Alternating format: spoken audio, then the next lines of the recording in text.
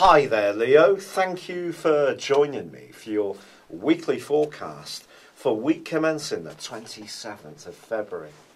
This promises to be a super exciting week. If you think back to last week and half of the week before, there was that triune energy of Pluto clashing with Uranus and Mars, certainly in the last half of last week, but it was with Mars, which was creating a certain amount of tension. Now, Mars has moved on, and it's close enough still throughout this week to be with Uranus. So this is going to create a sense of excitement and the desire to open up your world to new opportunities.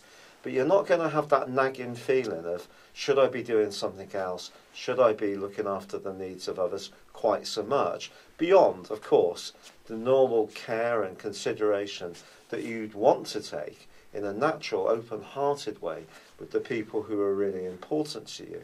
But if certain elements of your world have been held back by everyday nitty-gritty, this is the week when you're really going to want to break out, be much more enterprising, and just get on the front foot. This can see you more vigorous in your approach to life.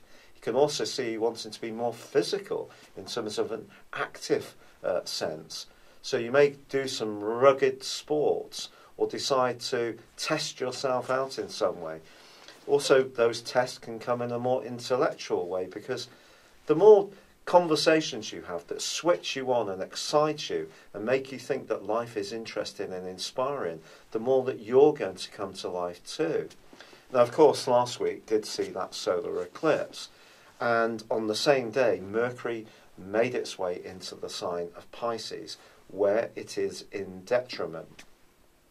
Mercury is going to be combining later this week on Saturday and Sunday with the Sun, which could be very good for you to think about your long-term resources and those you share with other people and how you can marshal them more effectively. But the blurry energy of Neptune, which is mystical but deceiving all at the same time, is going to hit the Sun for most of this week, and for half of the week Mercury too.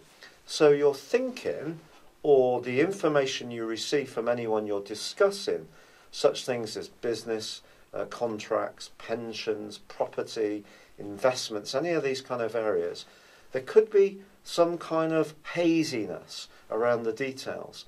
But the great news is the combination between Mars and Uranus is going to give you a real appetite and desire to hack through any stuff that comes back to you that's not ultra clear and get to the bottom of what it really means.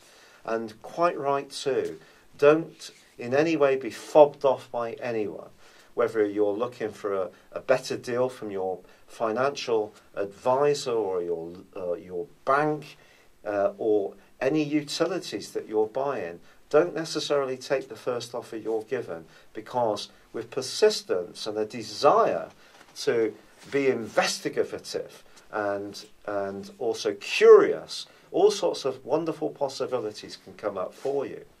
Now, if you find yourself breaking out spontaneously and heading off somewhere to do something, perhaps as a last-minute plan, that too can be something that gives you a sense of excitement.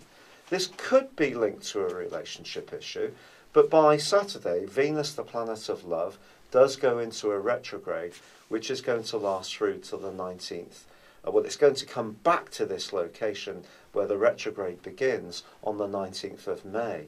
In the sign of Aries, it's going to retrace its steps through to the 2nd of April. However, this is the sector of your situation which also sees you want to get to the bottom of the meaning of your love life too. So that can be a theme. This is a time when you're not going to accept excuses anymore. You're going to be much more rugged in being on the front foot. But that's also going to give you a fabulous arc of electricity, which is going to light up your natural personality and your charisma with the help of Jupiter in its opposition with both Mars and Uranus is going to help this whole process. There is a quarter moon which occurs as the week draws to a close, it's true, and that occurs for you in the friendly sign of Gemini. I just feel it takes you back to this situation where wherever there are politics, wherever you can't feel you can breathe or move around or just be a free-spirited individual, you can react to it this week. But when it comes to fact-finding, don't be fobbed off. Get to the bottom of things, especially when it comes to important discussions around your finances. It's been a real pleasure being with you. Thank you for joining me. Good luck and goodbye for now.